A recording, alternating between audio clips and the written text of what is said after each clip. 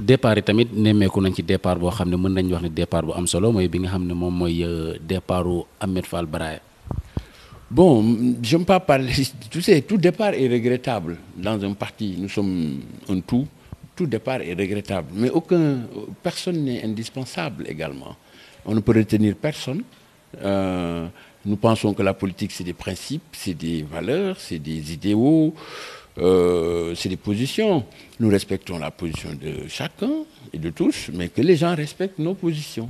C'est tout ce que nous demandons, mais pas de commentaires par rapport au départ. Parce qu'au moment où certains partent, d'autres viennent.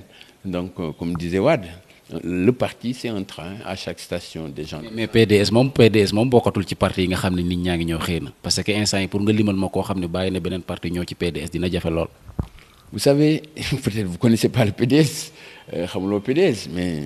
lim ko dina jafe jamono jii nii parce que ñu bëri jàpp nañ ne parti bi daanaka dee na ba pare. Le PDS a une forme pyramidale, c'est-à-dire la base elle est très large mais le sommet est très restreint. boo ñu xool ci cat bi ngay gën a gis mais tu ne vois pas ce qui est derrière et sur ce je peux vous dire que nous sommes le seul parti plus que structuré dans toutes les localités du Sénégal avec des gens qui peuvent justifier aujourd'hui 15 ou 20 ans de militantisme assidu au niveau du parti. Et ça, c'est important. Il ne faut pas sous-estimer ces paysans, ces pêcheurs, ces enseignants, ces Sénégalais de tous bords. Donc, nous en sommes conscients. Maintenant, nous sommes un parti aussi qui vit des problèmes, des difficultés, comme tous les autres partis.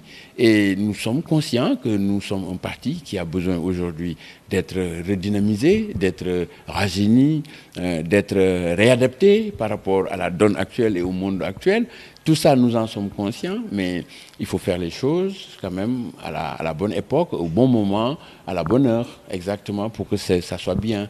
Donc, si logique boobu la ñu nekk, sans précipitation, nous cherchons à régler les difficultés et problèmes auxquels nous avons affaire tous les jours. Et je pense que, Inch'Allah Rabbi, nous y arriverons. kenn nit ku bàyyeekoo ci yéen ci parti démocratique sénégalais mën nañ jàpp ne ba léegi sax mu ngi ci parce que loolu lay revendiquer muy maître Madické Niang gis nañ preuve yi nga xam ne def na ko ci li nga xam ne moom mooy collecte parrainage yu ba génn ci avec brio bokk ci jongante bi jamono jii nii ñu am révélation boo xam ne dégg nañ ci récemment Mamadou Lamine Massaly def ko jàpp ne am na ay responsable politique yoo xam ne dañuy nëbbatu waaye parrainé nañ ko loolu bi ngeen ko déggee est-ce que amoo leen ci ay difficultés wala ay affaires yu xaw a jaxasoo ci seen xel. Mais non, mais pourquoi? Sénégal, tous les jours, on voit tout, n'importe quoi et tout est possible. Mais ce qui est important, c'est que je ne suis moi aucunement concerné. mais loolu te li ñu jàpp nga baal ma loolu li ñu jàpp mooy ñu bëri instant yi kon buñ su fekkee loolu c'est avéré mooy ñu bëri ñu ngi ci PDS mais instant duñ koy mbubboo rek mais gëmatuñ ko. Déggoo, moi je peux pas parler à la place des autres. Man, ce qui m'engage, je suis au PDS, j'assume ce que je fais. J'ai un candidat qui s'appelle Karim Wade, je l'ai investi. Et je crois toujours que c'est mon candidat. Il n'y a rien qui change par rapport à ça. Je m'employerai pour que sa candidature passe conformément aux orientations et directions de mon parti et de mon secrétaire général national. Maintenant, les autres, ce qu'ils peuvent faire, ce qu'ils peuvent croire ou mijoter, ça ne me regarde absolument pas. li ñuy ragal nag mooy ngeen mujjee ci maître Madické Niang parce que kenn la ci yéen te ba léegi ci yéen la bokk. Mais si je vais vous dire une chose, nous sommes un parti libre, autonome et indépendant.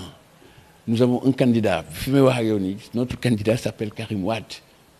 Nous travaillons à ce qu'il soit à la course présidentielle. Nous sommes dans ça. Maintenant, nous ne sommes pas dans une... Moi, je ne suis pas dans l'hypothèse politique. Je suis dans le réel politique. Voilà. jamono ji violence yi bëri na donte campagne yi ñu ngi ciy dem di ci dem ndànk-ndànk gis nañ ñu saccagé fi loo xam ne moom mooy siège kenn ci candidat yi bu Ousmane Sonko loolu bu ñu demee ci ba réew tollu foofu lan lay def ci conscience yi. Mais qui est responsable de cette violence? Il faut kan la responsabilité. Qui est responsable de ces violences en réalité? kan la mais ñan la yéen journalistes ngeen yéen a ngi seetaan c'est les gens du pouvoir ou de l'APR. C'est aussi simple que ça. Donc, mais la violence, l'État est là, mais l'État ne dit rien. Les Sénégalais sont confrontés à des problèmes de sécurité. Vous voyez toujours, il y a au Sénégal des problèmes de sécurité. Et nous rey, nous violé, nous agressé, nous togn, nous jël sen alal. les Sénégalais ont des problèmes de sécurité. Au moment où nous menons ci dëkk bi qu'on organise des milices, que des partis politiques organisent des milices, def le bordel ci dëkk bi kenn du wax dara, mais tout ça entre en droite ligne de cette politique d'intimidation, de peur que le pouvoir est en train d'instaurer dans ce pays. Et je pense qu'ils doivent prendre leurs responsabilités, avoir la capacité d'organiser des élections libres, démocratiques, transparentes. C'est ça la première condition.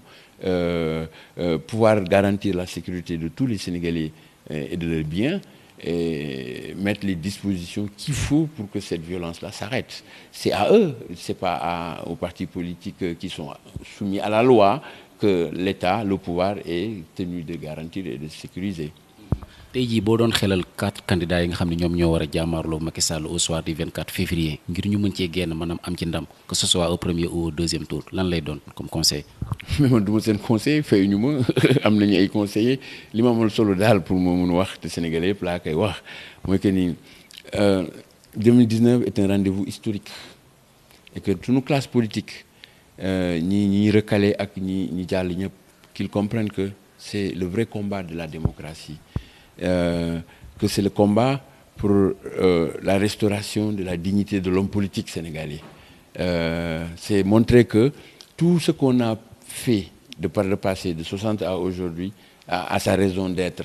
Faire en sorte que ce qu'on a comme héritage puisse être préservé afin que demain, nos craintes par rapport à ce qu'on a vu par rapport aux manipulations contre la Constitution, aux manipulations de la loi, à cet acharnement politique, que demain quelqu'un d'autre puisse arriver et se permettre de faire tout ce qu'il veut. Donc voilà les points focaux du combat que nous menons, pour nous, qui est le plus important. Et je pense que tous les militants du Parti démocratique sénégalais et les cadres ont compris cela et sont carrément dans cette logique-là. ñu lay bàyyi un mot par rapport au bilan de Macky Sall parce que gis nañ ni jamono yi moom inauguration yi takarnaase na ça veut dire que le bilan est positif wala. Bilan peut être dubitatif au contraire. Bon, qu'est-ce que vous mettez dans le bilan? Le bilan c'est actif et passif. Actif, oui, on ne dit pas que deful dara, mais qu'est-ce qu'il a fait? Est-ce utile? Est-ce opportun? N'est-ce pas trop cher? Est-ce juridique, etc. Plein de questions. Mais on ne dit pas qu'il n'a rien fait. On peut discuter maintenant autour de cette problématique-là que je dégage, sur chaque réalisation, que ce soit son paquet du social, ou que ce soit les infrastructures, ou que ce soit les différentes politiques.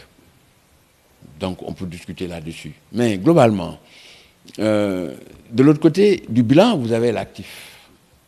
Il est parti de gouvernance sobre, vertueuse, bonne gestion, transparence.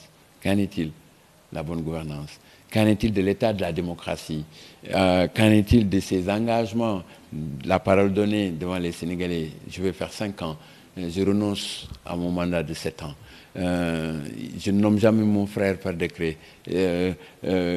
Autant de choses qu'on peut citer à la pêle-mêle, tous ces marchés gré à gré, tous ces problématiques liées aux conditions d'attribution du pétrole du Sénégal sont aujourd'hui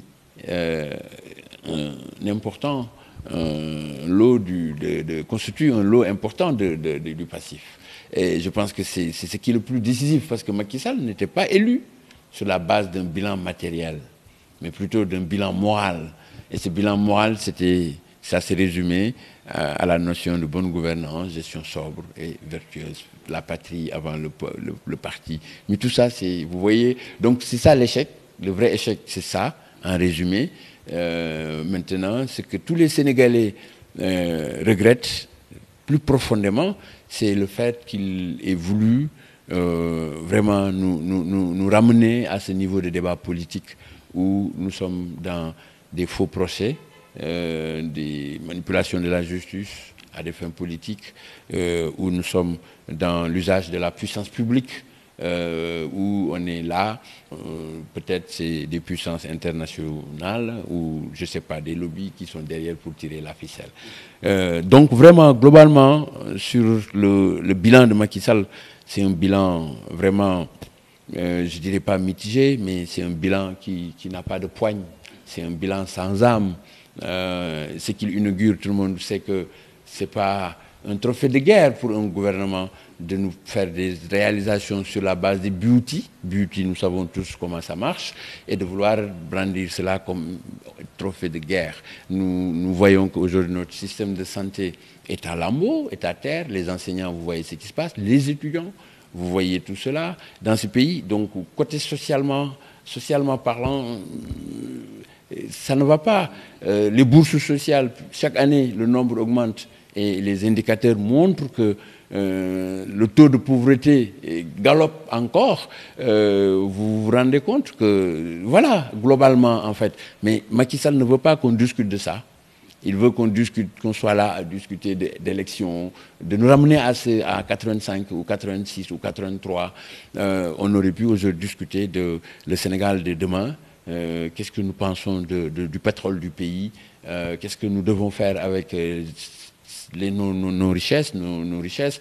Comment aujourd'hui remettre notre administration vraiment debout pour qu'elle puisse vraiment assurer son rôle étatique. Mais tout ça, vous voyez, on a aujourd'hui une administration en lambeaux, tout le monde fait la politique, que ce soit aux impôts, que ce soit... c'est malheureux pour ce pays. Les gens ne méritent, les Sénégalais ne méritent pas ça. Voilà. sa kàddu gu mujj lan lay doon. Ben, vous dire encore une fois à tous les Sénégalais que l'espoir est permis. L'espoir est permis. Quelles que soient les gymnastiques, acrobaties du régime en place pour nous amener à ce niveau de démocratie-là, l'espoir est permis parce que il y a des Sénégalais qui ont un idéal démocratique. Il y a des Sénégalais qui sont libres de penser le Sénégal autrement. Des Sénégalais qui sont aujourd'hui dans les dispositions de prouver sur la base de la justice, sur la base de l'égalité, sur la base de ces principes-là que nous savons apporter en plus dans la recherche de solutions par rapport au développement de notre pays.